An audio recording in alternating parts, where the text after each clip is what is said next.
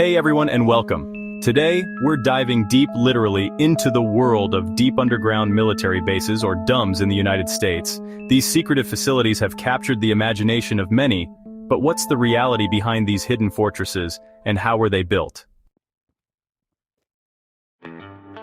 During the Cold War, the fear of nuclear annihilation led the US government to construct numerous underground bunkers. These weren't just simple shelters. They were massive, self-sufficient complexes designed to withstand nuclear blasts and sustain life for extended periods. The scale of these projects is mind-boggling. The Cheyenne Mountain Complex in Colorado is perhaps the most well-known DUMB. Built in the 1960s, it houses NORAD and is said to be able to withstand a direct nuclear hit. But how do you carve out such a massive space inside a mountain? Building these underground behemoths requires specialized techniques. Drill and blast is one common method, using explosives to break up the rock. For larger tunnels, they use tunnel boring machines, or TBMs, giant machines that chew through the earth.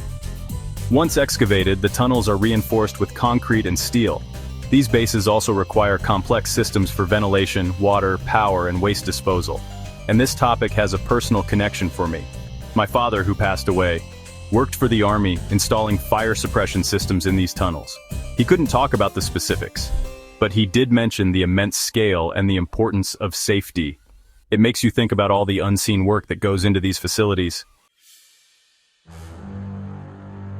Other significant DUMBs include Raven Rock in Pennsylvania, rumored to be connected to the White House, and Mount Weather in Virginia, a massive underground city said to house thousands of officials. The scale of these projects is astounding.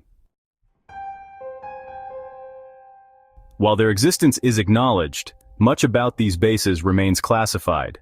This secrecy fuels speculation and conspiracy theories. Some believe they're designed to protect the elite, while others claim they're used for clandestine research. It's important to separate fact from fiction. While some claims may seem far-fetched, the government's need for secure facilities is undeniable. However, the lack of transparency fuels speculation and mistrust. There have been calls for greater transparency.